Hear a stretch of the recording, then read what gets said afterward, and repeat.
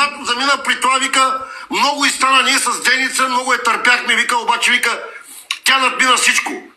Ботния, вика, за сина и Иларион. Ботния. Женя за циганка. Тя много вика, и я, че се оженил за циганка. И аз тогава поставям, защо не си гледаш внучетата? И тя полудя. Това е цялата истина. Аз никой няма да тръгна с майката, защото бяхме приятели. Аз ги канах тук на гости. Аз имам всички записи в една флашка. Ще ти покажа флашката, където са е дали на полицията, където е наричала Галя курва. Снимки са и качали. Е та майка ти... Добре, слушай, сега ще те питам нещо. Ти на колко години си? Ами с една година по-голям от майка ти. Така.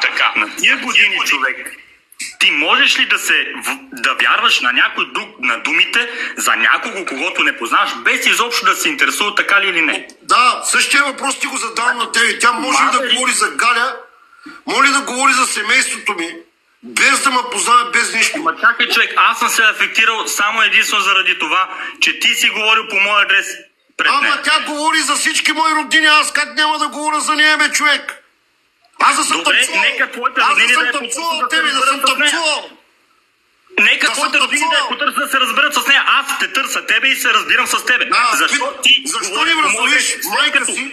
Защо не вразумиш майка си да спре да говори, да спре? Защо не вразумиш майка си да й кажеш, мамо, същия въпрос, както го задаваш на мен, да кажеш, мамо, спри се повече, не дей да го правиш това нещо, защото не ти прилича на години. Хората им се смеят, бе, човек. Аз се защитавам от нея, бе, човек. Аз се защитавам, аз не я нападам. Аз се защитавам. Да ти обърна ли телефона моето момче да видиш колко неща ми е причинила във Фейсбук, без да имам нито една публикация за нея. И то в групата, където продавам ядене, където си изкарвам прехраната, където ни крада, където ни мама. Добре, слушай ме са. Разбирам, окей. Имали сте някакви проблеми, имате все още проблеми. Нямал съм с нея проблеми, бе, Иларионе. Никога съм нямал, бе, човек. Ама то излиза, че имате, бе, човек, след като ти постоянно солиш тя. Ето казвам ти, нямам, бе, пич, аз съм я питал, Цеци, кажи защо ме мразиш? Защо ми се извиняваш, след като един път ми се извиняваш пред българското посолство? Викам, защо, бе, кажи защо? Защото не съм станал свидетел на бай Иван. Тя живее с някакъв ненормален изрод, бе, човек. Имам комуникация с майка ми, съм говоря всеки ден с нея. Човек разумия. Тя беше това лято при мен в Чехия. Разумия да се спре. Кажи да се спре. Ходи с 100 профила. Иларионе, виж.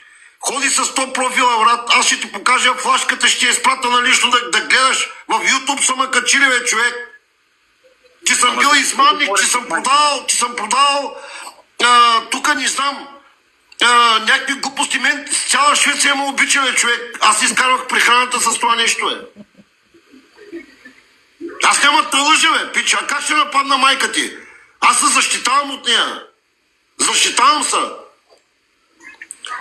Защото наричаш приятелката ми курва, наричаш я баскетболистка, наричаш я всякаква, без причина. Аз имам снимки, всичко имам. Аз нямам нито една публикация за майка ти. За първи път я показах. Чуй ме докато съм добър, бе, човек. Чуй ме докато съм добър, защото на мен не ми пречи нито в Англия, нито в Германия, нито в Швеция. Тук тогава при мен в Швеция тогава. Ще дойда, защото не дойда. Мила, бе. Нищо ми е далечен или какво? Искаш да ти дам. Знаеш майка ти колко години е